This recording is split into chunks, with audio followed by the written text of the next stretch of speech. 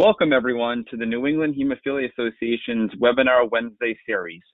My name is Rich Pizzillo, and I'm NEHA's Executive Director, and I'll be the moderator for tonight's webinar. Being connected with each other is more important than ever right now. While we may be practicing social distancing, staying healthy means not falling into an unhealthy pattern of social isolation. Our goal at NEHA is to keep you as formed and connected as possible. That's why we launched this new series called Webinar Wednesday. For the foreseeable future, NEHA will be hosting an educational forum at 7 p.m. Eastern Time each week.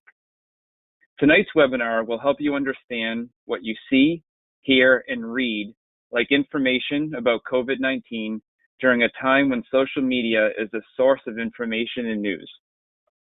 This visual presentation tonight examines both the serious and frivolous sides of social media examples and emphasizes the importance of fostering critical thinking. We are lucky and honored to have the presenter, Joe Schwarcz, who is the director of McGill University's Office for Science and Society. Being on one end of a microphone and in front of a television camera for 40 years has afforded Joe with some fascinating insights into the public's perception of science. It has also provided an opportunity to separate sense from nonsense in areas ranging from nutrition and medication to cosmetics and pesticides. Joe is well known for his information and entertaining public lectures on topics ranging from the chemistry of love to the science of aging. Before I turn it over to Joe, I'd just like to go over a couple of webinar housekeeping points. Tonight's webinar will last approximately about 1 hour. We welcome your participation and questions. Your audio will be muted by the system for the duration of the webinar. If you have questions, and we encourage questions at any time, we ask you to open your GoToWebinar control panel, and on the bottom lower half is a question function. Just type your questions in there. You will not interrupt Joe. I will ask them at the end of his presentation. So again, in your GoToWebinar control panel, there is a question tab that you need to open. You can type your question in there, and I will pass them on to Joe. Before I do that, we're going to ask a couple of poll questions. This has become a fun way of engaging with all of you during this time of digital engagement. So I'm just going to get out of this screen and put up this screen here. So you're going to need your phone for this. We're just going to do a fun question to start. So if you have your phone ready, all you need to do is text 781-412-7971. And if you haven't seen this before, it's a pretty cool visual. So what's your favorite snack right now? Peanut butter, hummus, chocolate, pizza, wine. I love anything edible, or my favorite snack is not on here. So it looks like we have a tie right now between wine, I love anything edible, my favorite snack is not on here. We'll give it a couple more seconds. There we go, chocolate. I know we have some chocolate lovers out there. Come on, peanut butter. Someone's going to have the peanut butter. I feel like we're in the Kentucky Derby races here. Chocolate is definitely winning, followed by my snack is not on here. So it looks like chocolate for the win, which is not surprising. Wine is up there too, which is also not surprising. We asked this next question last week during our first series with our hematologist and infectious disease doctor, and we think it's absolutely applicable to ask this again, given the topic of this conversation. There we go, peanut butter, 7%. Whoever did that, I'm giving you a high five as a peanut butter lover myself. So the next question is a word bubble, is where are you getting your information about COVID-19 at this moment? So this is, again, text 781-412-7971, and it's going to create a live word bubble. So you'll be able to see a couple of different things. And the larger the, more colorful name that's coming up, means that multiple people are doing it. So we'll just give it a couple of more seconds here and see where people are getting their information about COVID-19. CDC is definitely, multiple people said that. Other things that I see are the Constitution, Google, Donald Trump, Dr. Fauci, NBC, news, etc. But it looks like the CDC definitely is number one there, which is good. So with that said, I am going to turn this over to Joe.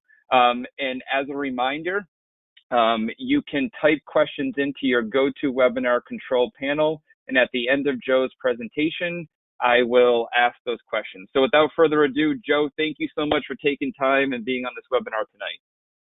Well, thank you very much. Doing this at an unprecedented time. And who would have ever thought that the world would come to this?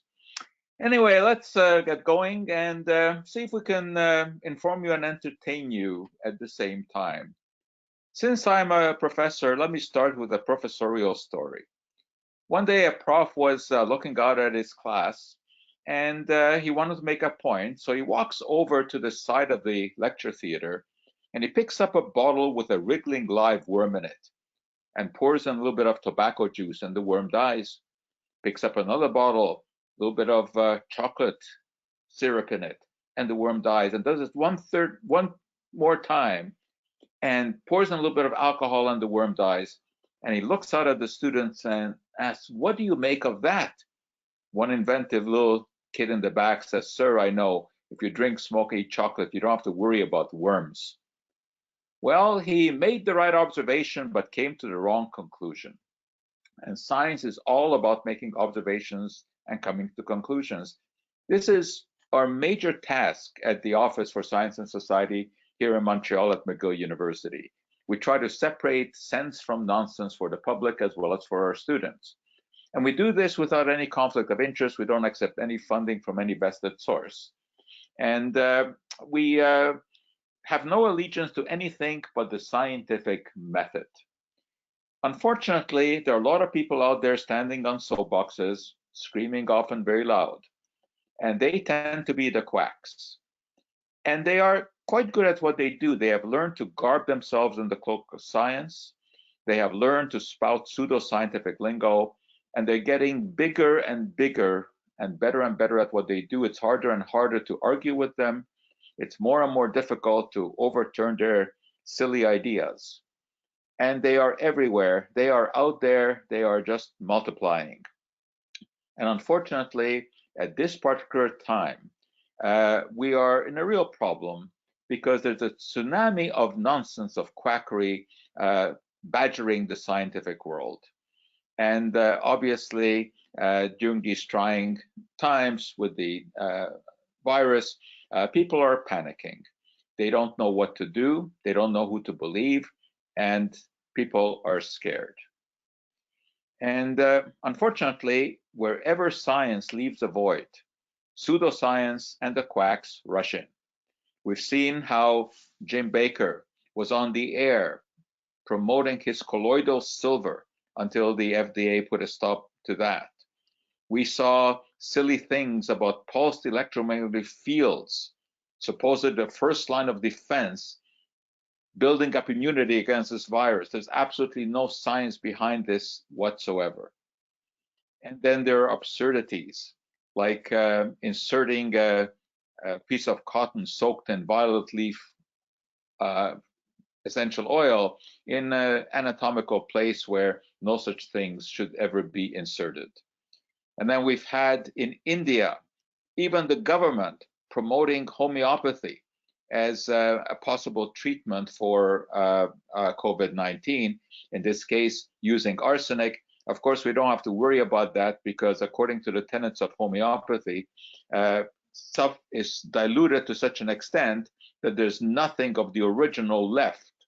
After a 12C dilution, which means taking 1 drop, adding 99 drops of water, then taking 1 drop of that, 99 drops of water 12 times, there's not a single molecule of the original left. Not that the original would have had any value anyway. So this is absolute nonsense. Basically, it's just water.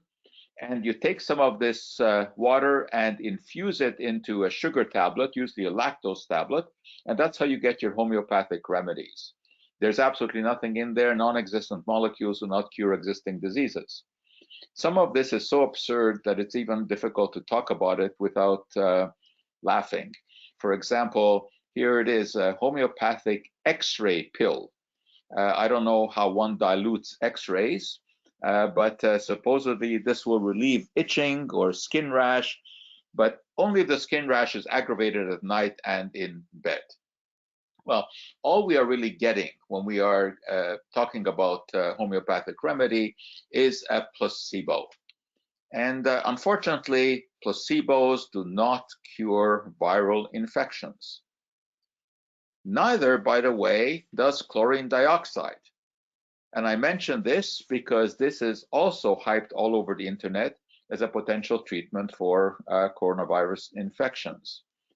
And there's a product called Virus Shutout, which originates in Japan, that purports to have an effective treatment. What is this? Well, believe it or not, it is chlorine dioxide.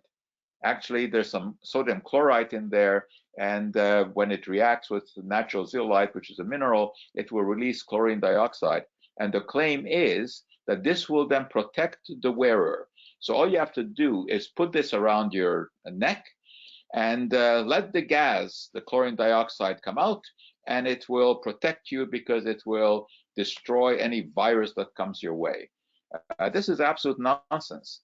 And yet people are buying into this because desperation will make people do desperate things. And the hucksters are out there, unfortunately, capitalizing on it. A miracle mineral solution is in the same vein. When you mix this with citric acid, which is the so-called activator, you do form chlorine dioxide. And again, this has been promoted for a long time as a remedy against autism and all kinds of other diseases. But now, of course, with the onset of this affliction, the charlatans are out there hyping this as a treatment.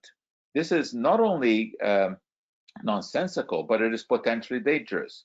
Chlorine dioxide is a strong bleach, and they are actually taking a page from CDC, because CDC does say that chlorine dioxide can be used as a disinfectant if you wipe it on surfaces.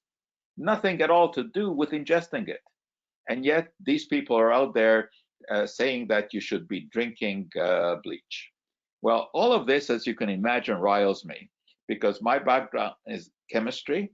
And whenever anyone takes sort of chemistry sort of, out of context, it does irritate me when they promote specific chemicals in an irrational way. Now, unfortunately, being a chemist, we do have to deal with an image problem. People think that we are locked up in laboratories just thinking about what new cancer-causing additive to unleash on an unsuspecting public. They think that we are different from other people. And it's not surprising because you go into a bookstore these days and this is the kind of stuff that you see. These are the books that people are reading about how chemicals are hazardous and everyday substances are actually threatening us. And people get the impression that chemistry is the work of the devil. Obviously, I don't agree with that. I think that chemistry should be in the limelight because it is the science that ties all of the other sciences together. It is the thread that links physics and biology and microbiology and immunology, because everything really is a function of molecules, and chemistry is defined as the study of molecules and study of matter and the changes that matter undergoes. And the fact is that there are no good or bad chemicals. There are only safe or dangerous ways to use these chemicals. Let's start with an interesting chemical and talk about the safe and dangerous ways that this can be used. Aspirin. Aspirin takes us back to the late 1800s. It was developed by the Friedrich Bayer company, and the inventor was Felix Hoffmann.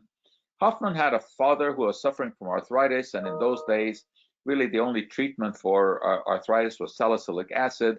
extracted from the bark of the white willow tree, but it was problematic because it would cause GI problems.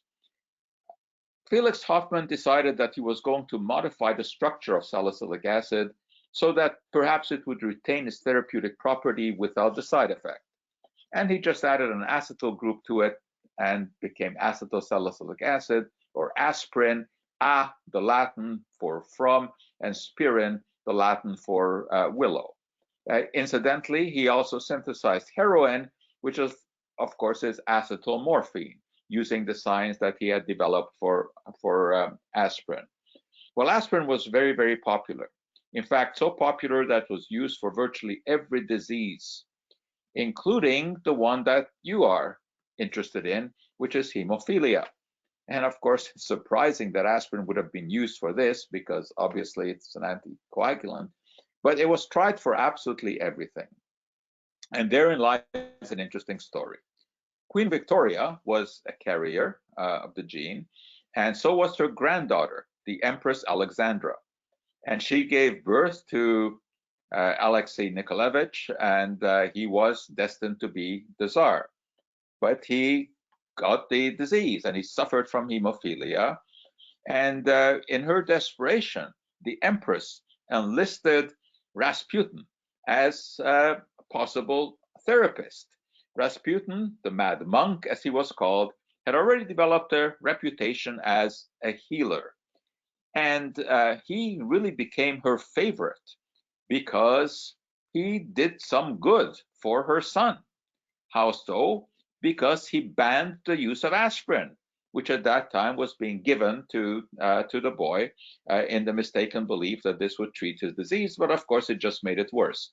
So when Rasputin took it away and the boy got better, she, of course, revered him. Well, that's a bygone era. And of course, the information about aspirin was false in terms of hemophilia. And there's a lot of false information about certain drugs around today as well. Of course, you're all familiar with this. It was an excellent drug when it was introduced, but there were reports of deaths among patients taking Hemlibra. And that was very early on until the studies were really carried out properly and shares dropped. But eventually, of course, it turned out that the deaths were not related to the drug. But that message doesn't get out as easily. Bad news travels very, very fast, but good news takes very, very slow steps. And we see this over and over again in many different areas of communication. Today, of course, we live in the era of fake news. And there's so much out there that we have to worry about in terms of information, because there are truckloads of information coming at us on a daily basis. And some of this is good, some of it is bad, some of it is very ugly. There are about 5 research papers published every single minute of every day, 365 days a year. It's impossible to keep up to date even with one small sliver of the information. But our job here as science communicators and to my office is to filter out that information and to disseminate only what is reliable. But unfortunately, it is a very tough task because we have to contend with all of the nonsense that is out there that people are reading. Now, some of it, of course, is very easily dismissible. And these kind of tabloids that we see at the checkout counter in the supermarket, I mean, everyone knows that this is just silly. But some of it is not so easily dismissible. For example, there is now a popular movie on Netflix called The Game Changers. Well, we've heard this game changer expression recently, but in this case, we're not talking about hydroxychloroquine and zithromycin, which of course President Trump tells us is going to be a game changer, which is not likely to be the case. May have some efficacy, but it's not going to be a game changer. But the movie on Netflix is basically a 2-hour advertisement for veganism. And they do things like have 3 athletes eat either a meat burrito or a vegetarian burrito. Then they examine their blood and they look at the plasma. And it turns out that if they're eating the plant burrito, it's clear. with the meat, it's cloudy. This is 3 people. It doesn't mean anything scientifically. Nobody knows what we're looking at here. But people are buying into this. Now, there's nothing wrong with veganism, of course, but this is no proof that it is healthy to do. Then, of course, we have the great mistress of nonsense, Gwyneth Paltrow, with her jade eggs that are put into female orifices that should never have these objects introduced. And she also introduced us to candles with some unusual scents. And then on her Netflix TV show, she has a chiropractor, quasi healer, who tells us incredible things like all we have to do is change the frequency of vibrations of our body, and that is going to change everything about our health. And when he is pushed for evidence, says, well, the technology just isn't there to measure the healing, but he knows that it is there. Well, this is the kind of stuff that we have to contend with. And then we have people like Elizabeth Holmes, who founded Theranos, and the machine that was supposed to be able to do blood tests in an instant and give you conclusive evidence about what you're suffering from. And of course, it turned out to be totally fraudulent. And she has since been indicted. So there's unfortunately an awful lot of false information out there to contend with. But one of the most worrisome is the information that is being disseminated about vaccination. Vaccination, arguably, is the single most important health advance in the history of the world. The only other candidate there would be the chlorination of drinking water. But this is the kind of stuff that we see on the internet. Whereas what we should really be focusing on is this, that vaccines are safe and they are necessary. And of course, they do save lives. We have evidence for this.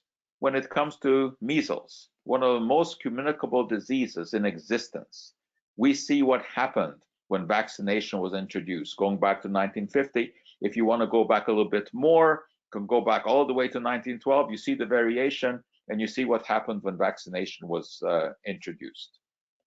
Are there any risks? Well, of course there are. Any intervention has some risk associated with it. And this risk profile was raised by Andrew Wakefield in that notorious paper published in The Lancet, where he linked autism to the MMR vaccine. As we all know, of course, the paper since has been retracted because it turned out that the data was fraudulent. But nevertheless, the information is still out there because once it's on the internet, you really cannot take it back. Even though we have all kinds of other studies since that time that have shown that there's absolutely no such link, that this was just nonsense. People are still listening to Andrew Wakefield, and he has portrayed himself as the unfortunate scapegoat set up by the pharmaceutical companies. Even though his license to practice medicine was taken away in Britain, and the scientific community has clearly shown that he's not trustworthy, and yet people are still out there listening to him. Well, the anti-vaxxers have been very potent, and because of this, of course, we have seen increases in measles. We've seen record highs in Europe. We've seen what happened in the US. Well, I think right now the anti-vaxxers are up against the wall, or at least hope they are, because now they are seeing what a world that does not have a vaccine for a specific virus is doing. We are seeing the stockpiles of the coffins. We're seeing these terrible scenes. Is it going to put a stop to the anti-vaxxers? Obviously, what we always have to emphasize is the risk-benefit ratio of any kind of intervention. And we evaluate risk all the time. That's what we do throughout our life, not always consciously, but we're always evaluating risk. We get into a car and we drive. There's always a risk associated with that. Now, hopefully, in the scientific community, we abide by the peer-reviewed literature. It's sort of the altar at which we worship, maybe a bit too much, but it's the best of what we have. There are flaws, obviously. Wakefield study was published in The Lancet, which is a peer-reviewed journal, but obviously the referees cannot redo the work. So you have to accept that whatever is written is what they did. If someone is going to submit fraudulent information, there's really nothing to do until someone tries to duplicate it and find that they can't. Unfortunately, though, as far as the public goes, they don't go by the peer-reviewed literature, they go by emotion. And emotion generally outweighs science. Let me give you an interesting example, a true story of a group of ladies playing golf course just outside Montreal a couple of years ago. Early in the morning, a truck comes by, a spray truck, and they feel the mist come on them. They rush back into the clubhouse. They accost the greenhouse keeper and or the greenskeeper, and they say, "I got a headache," one of them says. The other one says, "I got a rash." And the third one had the worst complaint of all. She couldn't putt straight. But of course, you've already guessed the bottom line to this story. There was a truck out there early in the morning. It was spraying water. But these ladies had read so much about pesticides and the nefarious effects of pesticides that they actually developed symptoms. Well, this is what we call the nocebo effect. If you believe that something can do you harm, it actually can do you harm. The mind has a powerful effect over the body. A good example of this is glyphosate. Glyphosate is the most widely used herbicide today because it is used in connection with genetically modified crops that have been engineered to resist glyphosate. It has been the brunt of attacks by all kinds of activists who say that this is an evil chemical, it is poisoning our world. Well, obviously, pesticides, herbicides are poisons. That is what they are designed to do. Herbicides are designed to kill herbs. So obviously there is some possibility of risk here. But before these things are approved, they go through all kinds of regulatory hoops and hurdles. But in the case of glyphosate, this is the kind of graph that the activists will show the public.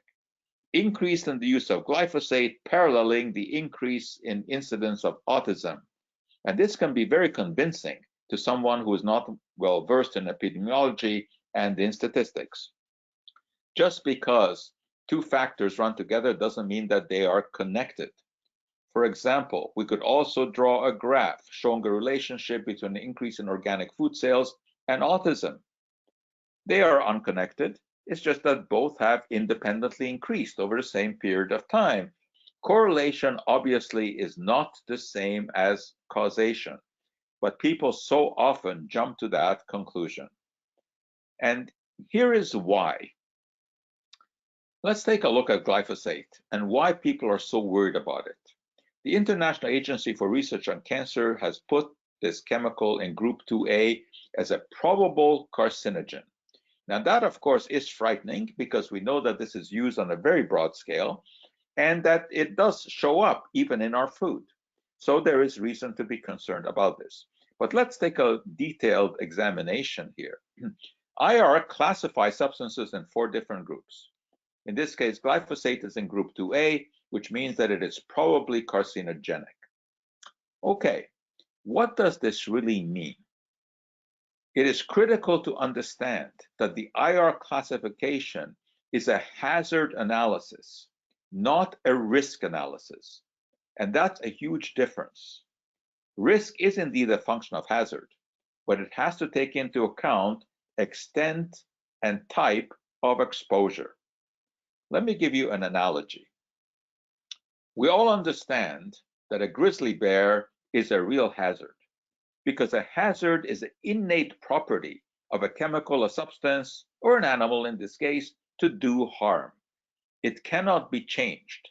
It is a property. On the other hand, risk can be changed. So let's look at the grizzly bear situation. If you are in a zoo and you're watching this animal from afar, there is no worry at all. There's no risk. The hazard is still the same. That animal hasn't changed.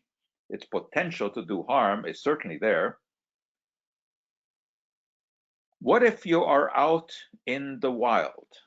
What if you're out in the wild Well, that is a very, very different situation. Now, there is no barrier in between. So the hazard becomes a real risk, and you better start running fast, or at least faster than one of your friends, because now you are at risk. So hazard and risk are not the same thing. There are many substances that are also put into the same group as glyphosate because under certain conditions, usually some extreme condition, they can cause harm. For example, hot beverages, when these are consumed frequently at a very high temperature, as is sometimes done with certain teas in South America, then of course there's a risk of esophageal cancer. Or if you consider red meat, it is also in the same category. Now, we're not exactly sure what the evidence is for that, but there are many, many compounds in red meat, especially when it is baked or fried at a high temperature, things like aromatic hydrocarbons, which are potential carcinogens. Also in the same group are baked goods, like bread, because it will form acrylamide when it is exposed to high temperature and you have some glucose present and some aspartic acid. So it is in the same group. The profession of hairdressing, because hairdressers are exposed to all kinds of substances that in high doses can be a problem. So this is what it means to be in group 2A as a possible or probable human carcinogen. But it's also interesting to note that bacon is in group 1, which means that it is a known human carcinogen. Yet people don't worry much about it as the fast-growing food in North America. Also in the same category is alcohol, a known carcinogen. Cancer of the breast, cancer of the esophagus, mouth cancer. These are all documented as a result of overconsumption of alcohol. So one has to be very careful when you look at the IARC analysis. It is easy to scare people with it, but we have to realize that it is a hazard analysis, not a risk analysis. So if we really want to find out what the risk of glyphosate is, we need to look at what our exposure to this chemical is. And we can determine this because it shows up in the urine. Now, it has been determined that the acceptable daily intake, based on numerous studies, animals, laboratory studies, of this is about 0.5 milligram per kilogram of body weight. If we were to take in that amount every day of our life, it would not cause problem. That's what it means. And if we did that, the ADI would result in 4 milligrams of glyphosate per liter in our urine. Well, it turns out that what we actually find is 1 to 3 micrograms, which is 1/1300th of the acceptable daily intake. So it doesn't look like this is much of a worry. You can never say zero, but in science, we have to look at numbers. And the numbers tell us that the risk here is very small. If we leave out the numbers, then of course it becomes very confusing. I'll give you an example. Only the dose makes the poison. This, of course, is the cornerstone of toxicology. And that's why we have to introduce numbers. Consider an apple. We all think that eating an apple is a healthy thing, right? Well, what are we really eating? This is what we're consuming when we're consuming an apple. These are not pesticide residues. These are not food additives. These are the building blocks of the apple, including acetone, which of course you also find in nail polish remover. It says on it, do not drink, which is wise advice. But acetone can be highly toxic. We have formaldehyde. You know what formaldehyde is? Formaldehyde is the chemical that is used by morticians as a preservative. It is a carcinogen. It's highly toxic. So I could tell you that you know that whenever you're eating an apple, you're consuming acetone, which is highly toxic, but you're also getting formaldehyde. So you may be poisoned by the acetone, but it's an economical way to go because you will be pre-embalmed. And that would probably rub people the wrong way. Well, there's some rubbing alcohol in that apple as well. Although you probably can't find any rubbing alcohol in the stores now because people have stripped the shelves of this because it is an effective disinfectant. So one could get the impression that that apple is actually taking a bite out of us. But it would be nonsense, because the acetone and the formaldehyde and rubbing alcohol, although are there in trivial amounts, but we can find them. But just because we find them does not mean that there's a risk. The presence of a chemical is not equal to the presence of a risk. It just means that now we have such sophisticated equipment that we can find substances down not only to the parts per billion, to the parts per trillion. You know what a part per trillion is? It's the width of one credit card in the distance between the Earth and the moon. That's 1 part per trillion. We can find that. That is not a needle in a haystack. That is a needle in a world full of haystacks. That's incredible that this can be found. That's why we need to have numbers whenever we talk about risk. If you knew that there's one needle in one haystack somewhere in the world, would that prevent you from a good old-fashioned roll in the hay? Probably not, because you would judge that the benefits outweigh the risks. So numbers are critical. But we do understand that life is indeed full of risks. No matter what we do, you can be out for a casual walk. And at least this is something that we can still do today, although we can't congregate the way that you see here. We have to stay at least 6 feet away from each other. But we can be out for a walk, and unfortunately, terrible things can happen.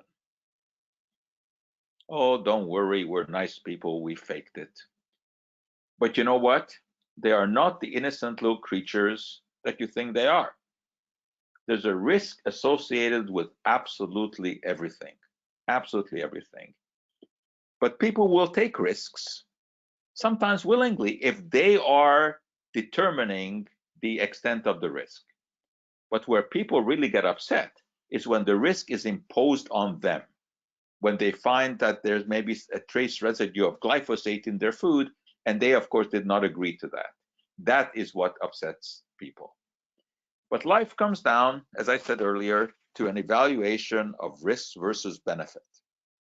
And it also comes down to knowing when something is replaced, when we replace one chemical by another, that we're doing the right thing.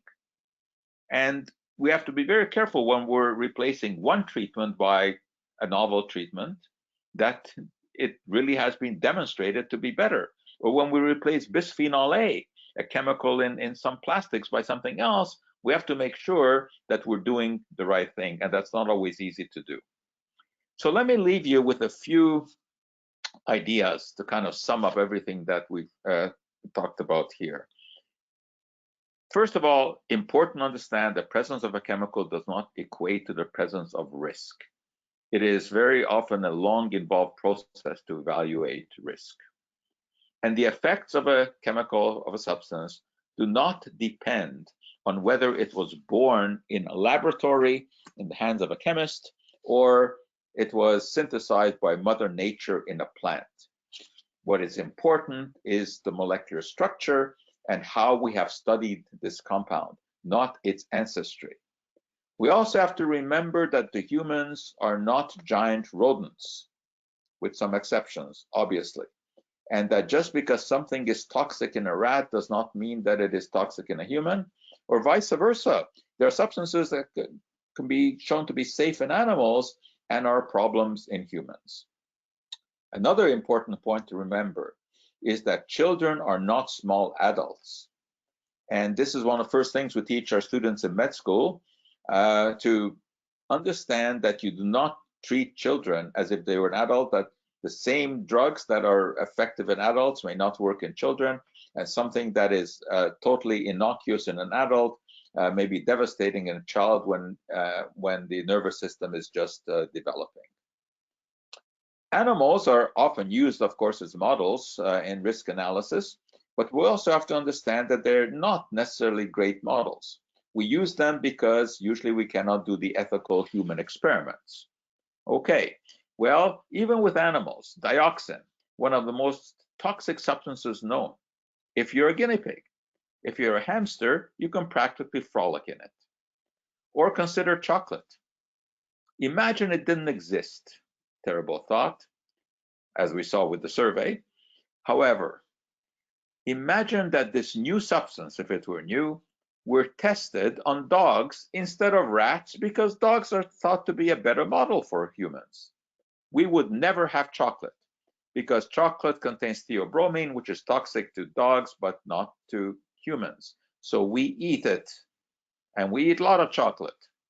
And young or old, there's no problem with eating chocolate, except maybe for the teeth because of all the sugar content in there. We also have to realize that no matter what we do, we can never prove that there's no risk associated with a chemical or with a process. Science cannot prove a negative. We can only prove that something is, not that something isn't. For example, I think most of you would agree that reindeer cannot fly, but I don't think I could prove it. We could take a reindeer, take it up to the top of the Washington Monument and nudge it off. Let's face it, if that animal ever in its life were motivated to fly, that's the moment. We'd have a mess at the bottom. We could repeat it again and again, I suspect, with the same result. The only thing we would have proven is that those animals on that given day did not choose to fly, or for some reason could not. Maybe there are 8 reindeer somewhere in the world, given the right date, right climatic conditions, and the right stimulus, maybe they can fly. So we can never prove a negative. And no matter what, there will always be opposing views in science. It doesn't mean that both opposing views are of equal merit. And journalists, very often, when they do a controversial story, will interview an expert on one side, interview an expert on the other side, write a piece, and the piece comes out as if the two opinions were of equal merit. We see this in the climate change argument all the time. Most of the world's atmospheric chemists agree that climate change is happening and that there's a human component to it. But you very often read articles where the naysayers get the last word. So there will always be opposing views, but they are not necessarily equal. And these days, with all the stuff that is being published, we can always cherry pick data and support whatever we want to support. However, in real science, what do? We take the whole cherry tree and we shake it, and we shake off all the cherries and we mash them together, and then we taste it. And that's how we come to a conclusion. And it is difficult to come to conclusions on science because the plural of anecdote is not data. We need proper randomized controlled double-blind trials, which are often very difficult to run and often very expensive to run. And information changes. Science is not a collection of unalterable truths, and certainty is elusive. And today, of course, we see the information changing not day by day, it is changing hour by hour. A few days ago, we were still very happy with the WHO advice and FDA and CDC advice that masks were of no great use for the general public. Well, there's new information coming out that maybe that is not quite the case, that maybe the airborne problem is bigger than we thought it was. And we may see a change in opinion about whether or not the public should resort to masks. Unfortunately, there's not enough for the medical community. So at this point, it would be wrong to encourage people to hoard masks. But as the supply catches up, maybe we will be urged to wear them out, at least when we go into stores. No matter what, we cannot predict the consequences of our actions. No one could have ever predicted that we would have this terrible scenario, although the CDC did predict that eventually we would have a pandemic, but we didn't know to this extent. And predictions are difficult to make. As Yogi Berra said, predictions are very difficult, especially about the future, right? In the 1930s, who could have ever predicted when Freon replaced sulfur dioxide and ammonia in refrigerators to make them safer? Who could have ever predicted that 50 years later we would find Freon in the upper atmosphere and that it would be destroying the ozone layer? There's no way that anyone could have ever predicted that. So all we can do at any time is make the best possible guess based on the evidence that we have at a given time. And very often this comes down to looking at the chemical evidence because everything depends on the underlying chemistry. And this is why, I've always loved chemistry. I think that it gives us so many answers. It allows us to solve so many problems in life. However, sometimes there's certain disenchantment that comes with this as well. One of my last book is A Grain of Salt, and about 2 weeks after it was published, I get a call from my publisher and say, "Hey, I have some good news for you. It made it onto the bestseller list." So I thought that's great, until I look up on the bestseller list, and I see there I am, Grain of Salt at number 9, and I look up the list and I see at number 6, Medical Medium Liver Rescue, and Celery Juice, also by Anthony William. Anthony William is the so-called medical medium, and he connects to the spirit world. This is how he gives his advice. He has some sage spirit who in a former life was a doctor, and he gives advice. And it's amazing that this guy has a radio show in Florida, and people call in asking for medical advice, and he gives them medical advice which comes from the spirit world. And usually the advice is to drink celery juice.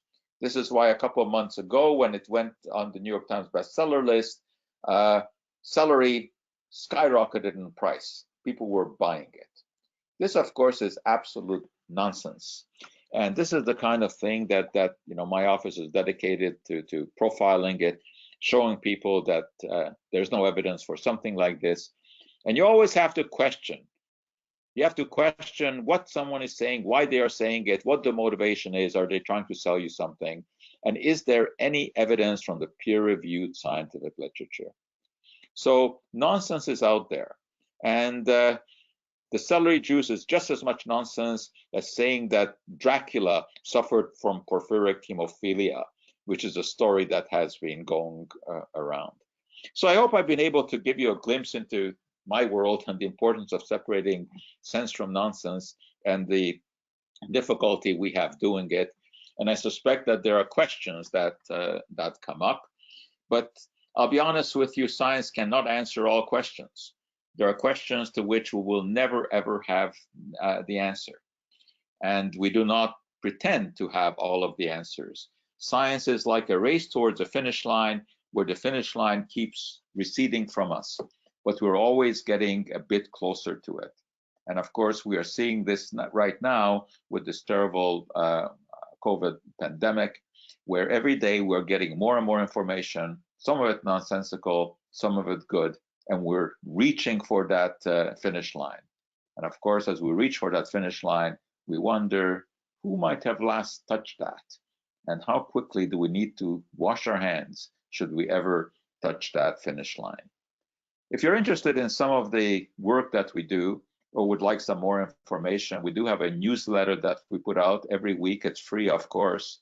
It comes into your email box every Saturday morning with a mix of entertaining and extremely factual information. And of course, recently we have been focusing, as everyone else is, on COVID. You can go to our website and sign up, and it will be delivered to you every week. So thanks very much for your attention. I hope I've been able to maybe bring even a little bit of levity into the seriousness of the life that we are all dealing with these days. Well, Dr. Schwarcz, I can't thank you enough on behalf of the organization for, let's try that again. I just want to say thank you so much for, I'm sorry, I'm getting some feedback here. Hopefully that's better, but I just want to say thank you on behalf of the organization for taking time and providing an entertaining and very factual-based presentation this evening. So I'm going to ask you some questions. The first question is, why do people believe social media as opposed to their physician or other professional? I think the answer to that is because people like simple solutions for complex problems. And that's very often what the social media will deliver.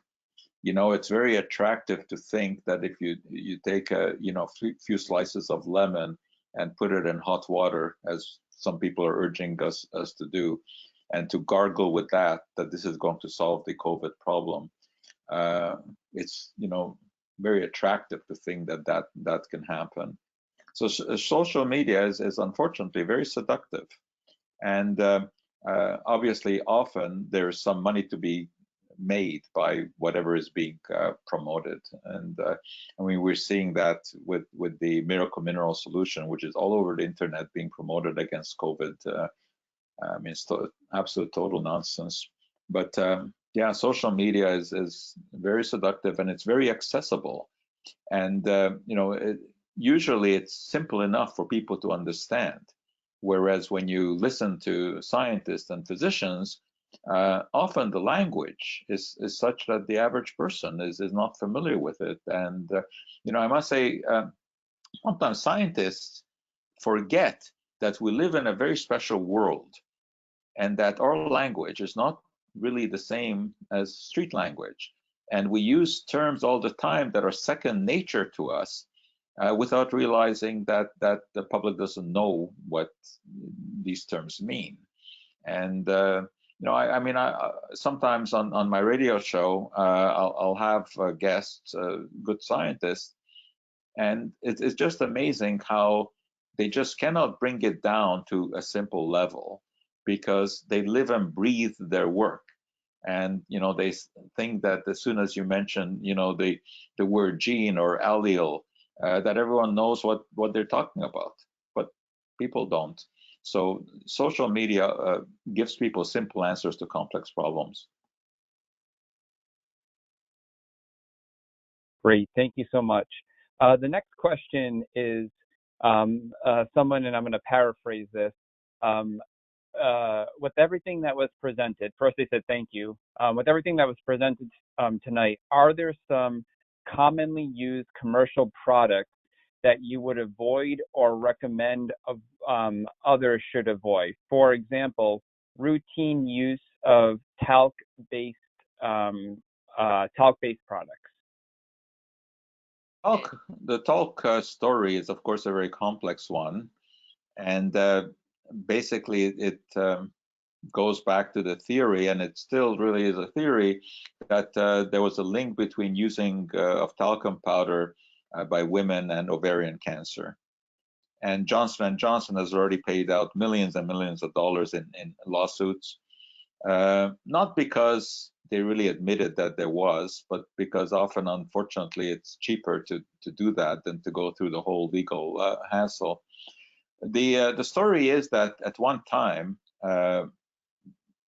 very long time ago, back in the 50s, there may have been some asbestos in talc, because talc is mined where there often is asbestos in the ground as well. So that may have been the case, but there really is no strong scientific evidence for this. There's a lot of emotion, and it's very difficult to separate the emotion from the science. So should women avoid using talcum powder in that particular area? I think at this point, there is no evidence of any asbestos being present there right now in the talc. There may have been some time back in the 1950s, but there isn't now. So I don't think that needs to be avoided. Everything comes down to the dose. When you ask the question, should something be avoided? I mean, this is like, asking, well, should aspirin be avoided? Well, yeah, sometimes, depends. If you're hemophiliac, you have to be careful with it. Even if you're not, you have to be careful with it, because at a certain dose it becomes toxic. But taking 2 tablets of aspirin for your headache can be beneficial. But taking 1 tablet of aspirin, licking it, is not going to do anything for you. So that's why, I always emphasize that we have to take numbers into account. So when the question is asked, is there anything that we should avoid? It can't really be answered without adding something else to the question about, what the circumstance is, what the chemical is, and how much one is exposed to. I mean, obviously, I think one should avoid drinking glyphosate, but a few parts per billion of glyphosate in my oatmeal is not going to scare me.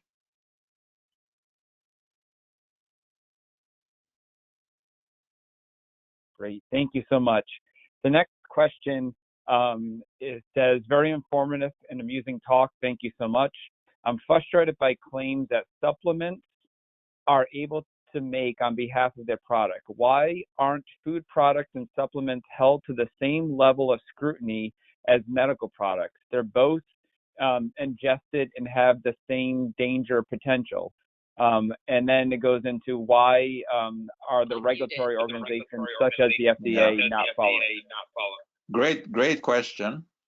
And it all goes back to a bill that was passed in your country in 1994 called the Health Supplement Education Act, which is one of the most nonsensical bills ever passed anywhere, because it allowed almost any substance to be sold as long as it was promoted as a dietary supplement, not as a medication. And unless you're making claims on the product itself about some therapeutic benefit, you can get away with it.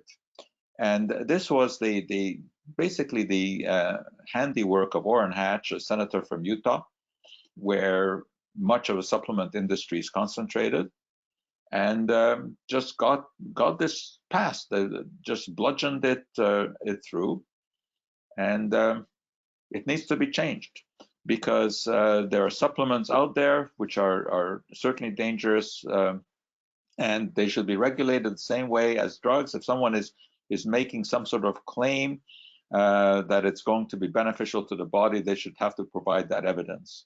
And unfortunately, with that Supplement Act of 1994, there's no requirement for providing any kind of evidence. It's not that we're so much better in Canada. We're maybe one step better because we have a natural products directorate, and any natural product out there needs to have an NPN, a natural product number, to be sold.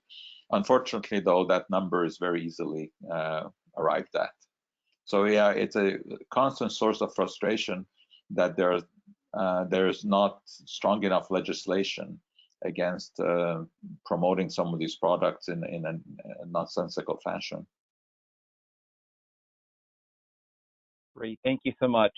Dr. Schwarcz, it seems that there's some feedback, so I'm putting you on mute, and I'll just let you know when I unmute you, and then you can answer the question. I think that's the easiest way so everyone doesn't hear the feedback.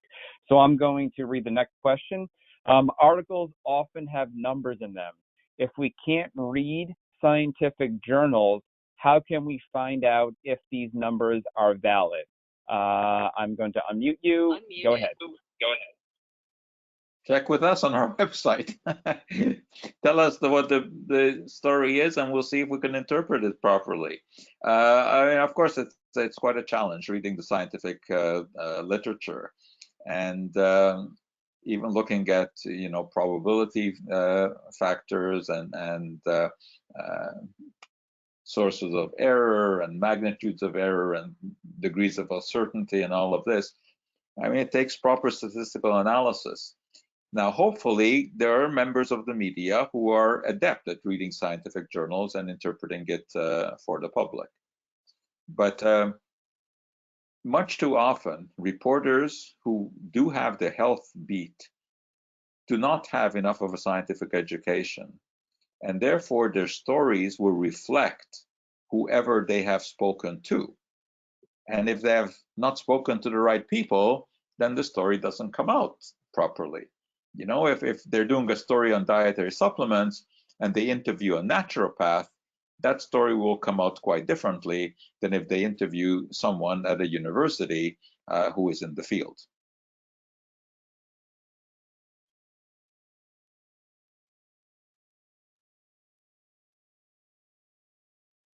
Great. Let me just mute you so there's no feedback here. 1 second. Technology, you got to love it, right? You do the best you can. The next question, Dr. Schwarcz, comes from someone who said, a family member often cites inaccurate information on social media about what's going on with COVID-19 as well as other political issues. It's really frustrating to see their posts without credible sources or willingness to learn the facts. I don't want to engage in a debate or conversation online. I'm sure many others may have this experience too. How can I encourage my family member to seek accurate information and be a better judge of facts without getting into a debate or argument? So let me just give me 1 second to unmute you. Unmuted. That's Go a ahead. difficult situation because it often leads to arguments in families. Very hard to convince people of anything. People have to convince themselves. What I've always found works best is if you just ask some questions and sort of give them the rope to hang themselves. So when someone states something, say, well, where did you hear that? Where is this published? Is that publication reputable? Has it been looked at by others in the field? That is, has it been peer reviewed? And then you get into a discussion of what peer review means, why it is that we believe something that is in the New England Journal of Medicine more than if you see something in the National Enquirer. So I think you have to pose the right questions and lead them down the track about evidence. Always say, well, where did you hear this? Why do you trust this person? Where do you think this study was, if there was a study? How did they do it? Were there enough subjects in that study? Were the results properly interpreted? And sort of present the picture of how complex it is to come to conclusions in science. And hopefully they will eventually see the light if you ask enough of these kind of questions. And another thing is to say, well, I mean, do you think that CDC is trying to lead us astray? Do you think that all of the scientists who work at universities and research institutions are getting things wrong, and it is some maverick out there who has scoured the tropical forests of the world, who all by himself found some extract of some unusual plant that is going to solve all our problems, whereas all the pharmaceutical companies with their PhDs and MDs have not found a solution. So what is the likelihood of that? So these kind of questions will make people think.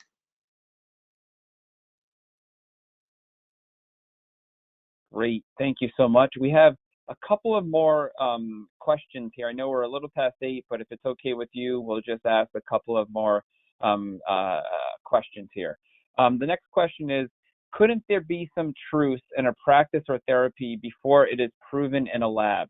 How do we as consumers balance the risk and benefits before research is completed? And before you answer that, let me unmute you. All right, go ahead. Unmuted. Of course, I mean, every bit of science really starts with what we call an aha moment, where someone makes an observation, right? Which may be a very valid one, but until we have done the proper experiments and proven that it is so, we can't really set store by it. I mean, a very interesting example right now is the hydroxychloroquine issue with COVID.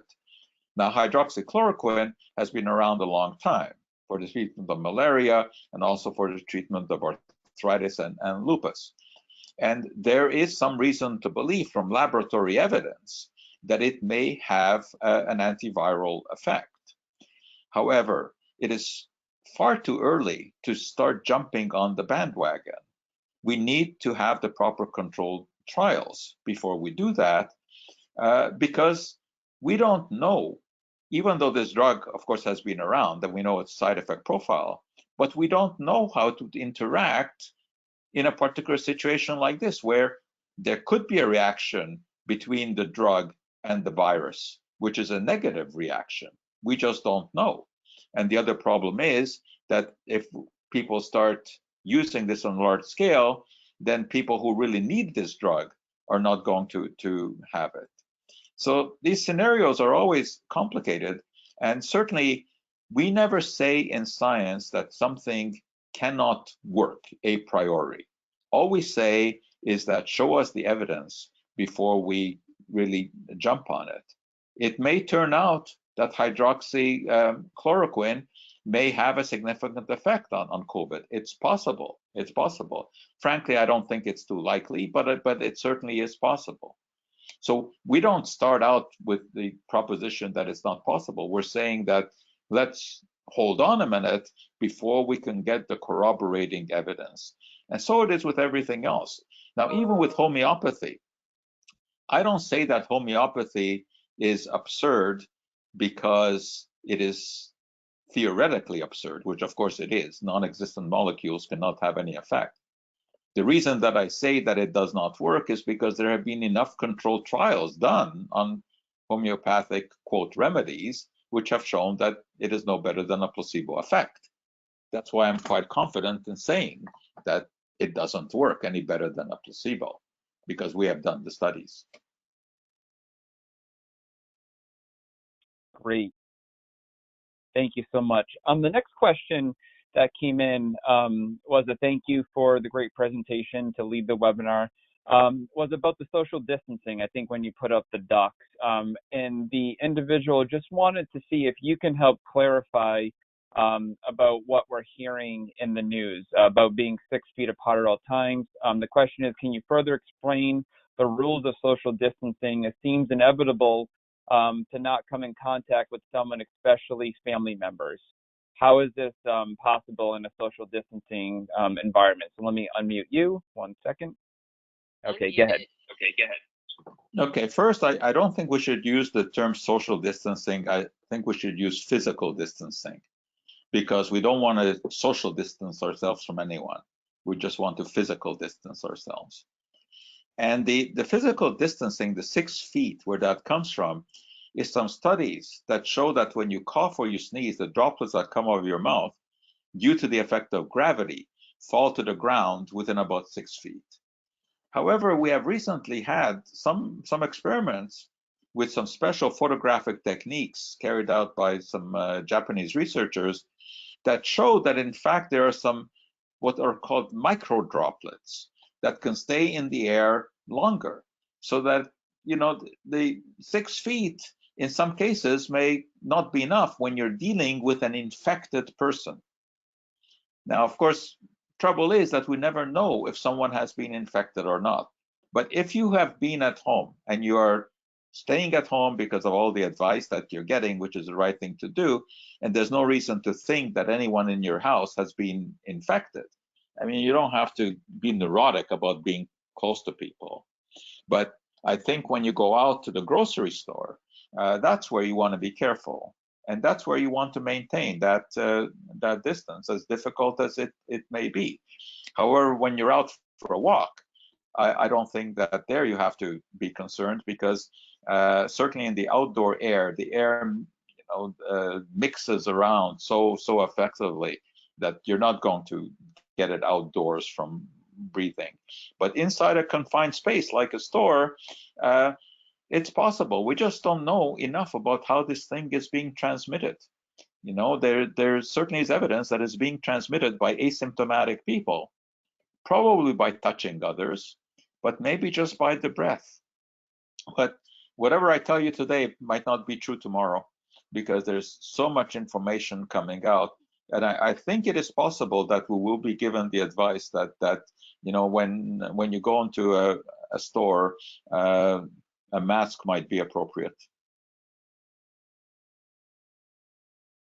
Thank you very much for that great explanation to that question.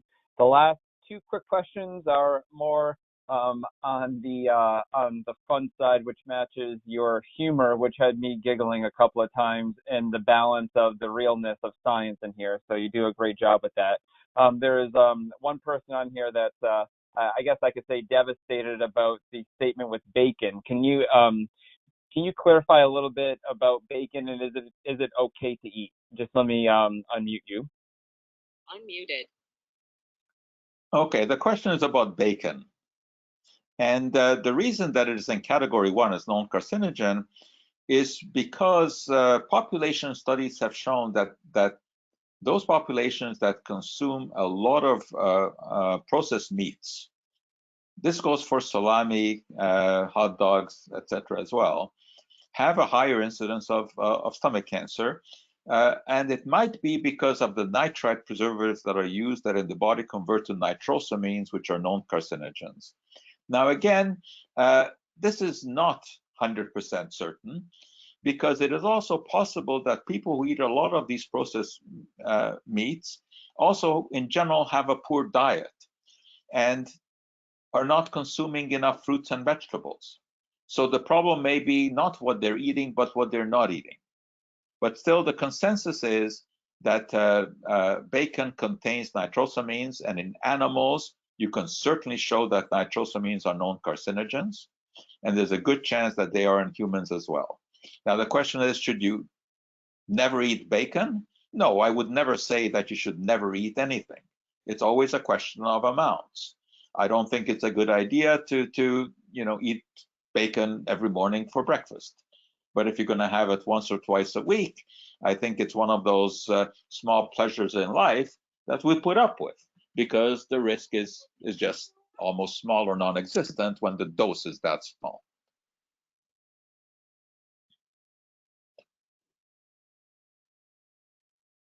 Great. Just let me mute you. 1 second. All right. The last question here is specifically for those. I think you, since you're the only person that is on from Canada, is when are the Habs ever going to win the Stanley Cup again? So let me unmute you, and you can answer that as the lone person representing the that part of the world. Muted. Oh boy, you have skewered me there, because I've been a Canadiens fan since 1960. I've been going to games regularly. I've watched basically every game that they played since the 1960s. And these are very, very tough times. I think we're not looking at the very near future, unless we happen to get lucky this year in the draft. And if with the draft lottery, we happen to get the leading young kid out there, Lafreniere, who looks very, very good, then we might have a chance within about 2 or 3 years. But things are not looking very good, unfortunately.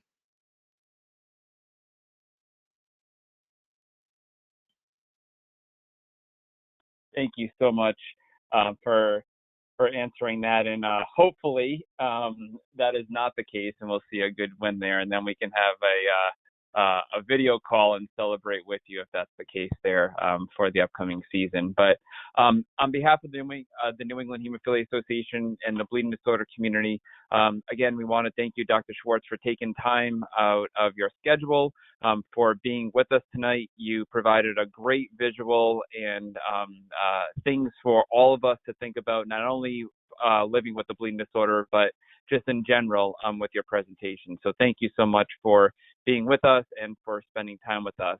And thank you for those that are listening in right now for being part of our second Wednesday webinar series.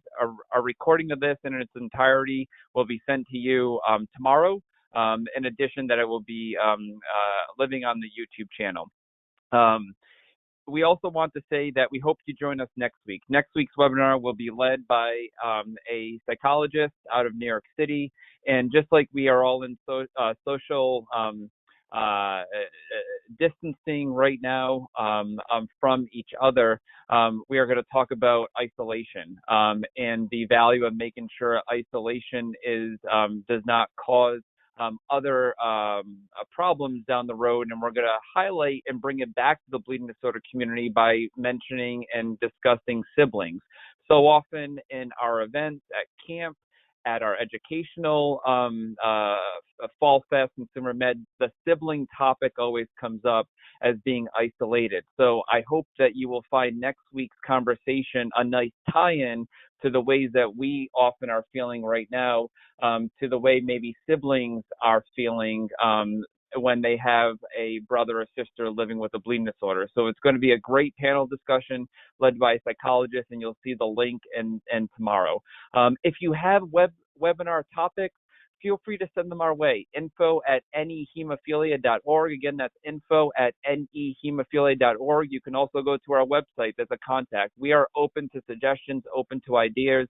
Thank you for being part of this Wicked Strong family. We hope that you continue to stay healthy and safe, and we hope to see you at an upcoming community event soon.